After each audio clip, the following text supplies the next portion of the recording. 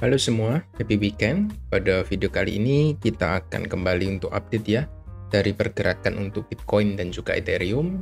Untuk di weekend ini seperti apa update-nya sebelum kita menjelang weekly closing ya pastinya. Kita akan coba lihat dan update sama-sama ya untuk prospeknya seperti apa. Di sini saya akan coba bahas secara daily dulu ya. Nanti mungkin hari Senin kita baru akan bahas secara weekly-nya closing seperti apa. Sebelumnya buat kalian yang masih belum join ya untuk grup Discord kita, kita ada free Discord group ya untuk kalian semua. Kita akan membahas kripto di sana ya, cryptocurrency dan juga altcoin yang menarik ya. Atau kalian juga bisa request tanya ke saya langsung seperti apa. Atau kalian juga bisa sharing analisa Anda. Anda bisa tanya-tanya lah sesama member juga di sana.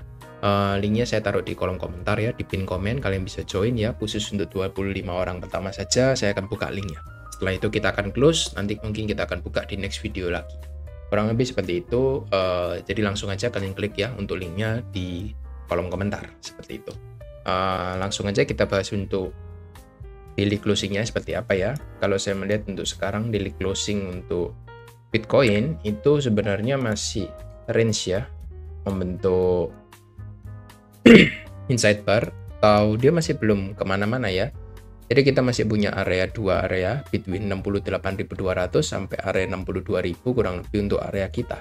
Jadi selama dia masih bermain-main di area inside bar sih saya masih belum menemukan ada hal yang menarik yang bisa kita lihat dari Bitcoin ya. Sebenarnya dia masih cukup terkonsolidasi. Hanya saja satu sign yang membuat saya cukup khawatir untuk Bitcoin, itu apabila Bitcoin itu jebol dari 62.000, maka ini ada potensi kita membentuk head and shoulder ya di sini ya. Ini dari area shoulder kiri, dan ini shoulder kanan, dan ini area headnya. Jadi ada potensi dia ketika breakdown dari area support, maka kita tidak melihat lagi ada area support yang cukup ideal untuk bisa menahan Bitcoin itu untuk turun lebih jauh. Mungkin nanti kita akan melihat ya, saya akan coba tarik ya secara target. Kita akan lihat untuk targetnya ada di 52.000 untuk next ya dari Bitcoin. Tapi kalau kita lihat untuk cycle-cycle sebelumnya ya, biasanya apabila Bitcoin itu turun, saya akan berpatokan pada area Fibonacci di sini ya. Saya akan tambahkan area 382. Nah, area di sekitar 57.000 sampai area 53.000 ini bisa menjadi area support yang kuat ya. 38 maksimal 50%. Kenapa? Karena kita sekarang berada di area tren yang sangat kuat atau percepatan tren. So, penurunan 50% itu biasanya menjadi penurunan yang maksimal dari Bitcoin.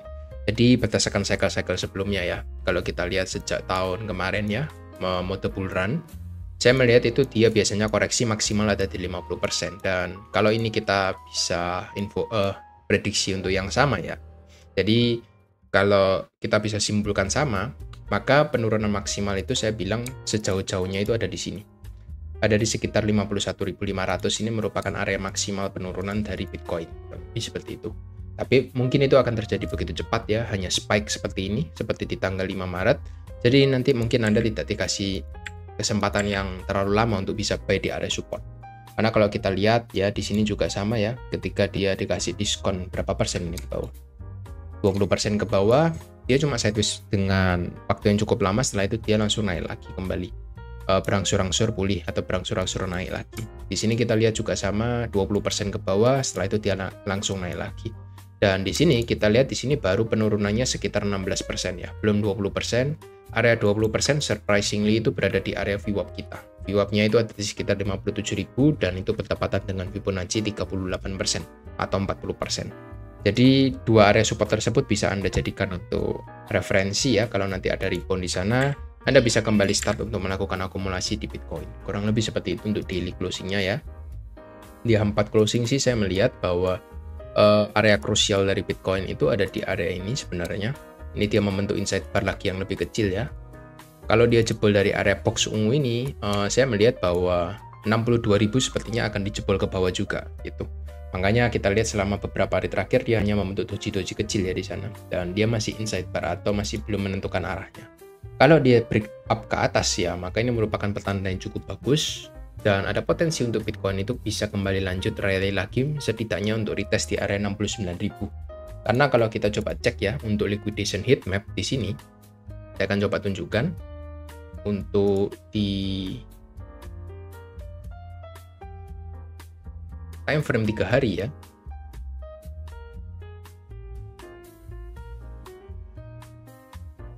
Wait.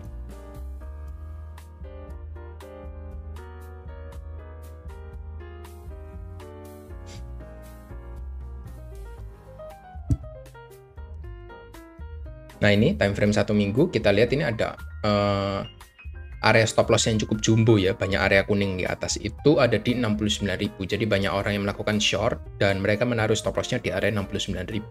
Kemungkinan kalau dia nanti di Bitcoin ini berhasil breakout dari area 65.000 ke atas ya dengan impulsif, kita mungkin akan melihat next area yang akan dijemput itu di sekitar 69.300 mungkin itu bisa menjadi area yang akan dituju nextnya untuk melikuidasi aset-aset dari orang yang melakukan short di atas, kurang lebih seperti itu.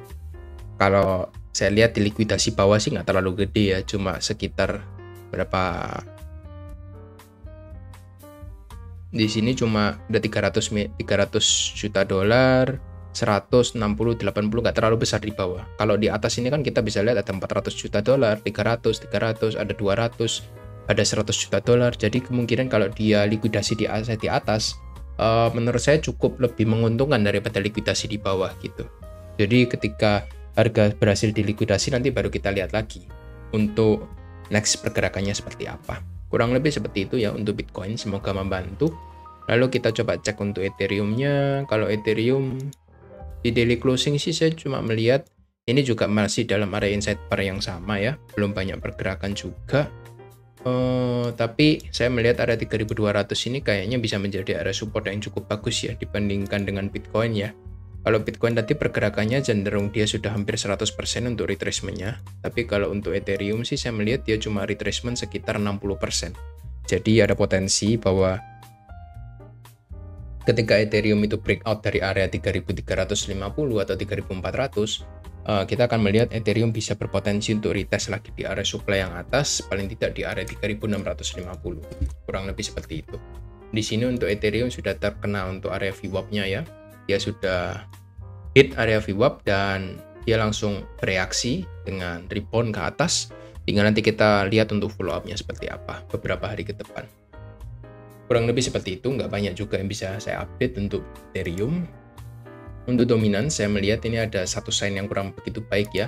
Setelah dia retest lagi di area support, hit dengan cukup proper ya di area 53% sampai 53,3%. Saya melihat ada potensi untuk Bitcoin dominansia ini bisa naik lagi gitu ya. Jadi ada potensi kalau naik lagi ke atas dan dia bisa tembus dari area range yang sudah kita gambarkan dengan kotak orange, maka area yang akan dituju next itu ada di 55%. Dan itu kalau dia naik lagi ke 55%, bukan hal yang cukup bagus ya untuk altcoin ya.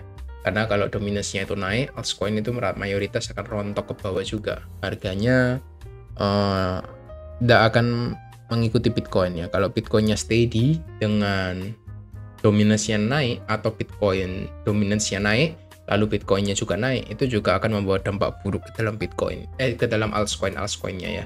Jadi hati-hati. Saya melihat ada potensi untuk dominansi ini kembali rebound. Jadi untuk Anda yang trade leverage yang menggunakan itu di future market, Anda harus berhati-hati dan waspada untuk sementara waktu. Untuk Ethereum Bitcoin saya melihat juga ini sudah ada potensi untuk rebound daily candle-nya ya. Tinggal kita lihat untuk follow up-nya gimana dia bisa retest di area resistennya seperti itu. Nah, follow up-nya seperti apa nanti kita akan coba update juga ya by day seperti itu. Untuk total 3 saya belum melihat ada hal yang cukup menarik ya, hanya saja dia berhasil retest lalu rebound kembali. Kalau dia nanti ingin melanjutkan kenaikannya sih, saya melihat area 825 ini bisa dites dalam waktu dekat, kurang lebih seperti itu. Jadi itu aja yang sudah saya update untuk kalian semua. Untuk Bitcoinnya dan juga Ethereum, saya juga berikan beberapa data juga dari total 3, dominance Bitcoin, grafik Ethereum Bitcoin, dan juga ada liquidation heatmap. Semoga itu bisa menjadi cuan kalian juga dalam second opinion dalam kalian membuat keputusan untuk trading di Bitcoin dan juga Ethereum. Thank you semua yang sudah tonton sampai habis. Jangan lupa ya untuk join di grup Discord kita, itu free sementara kita buka.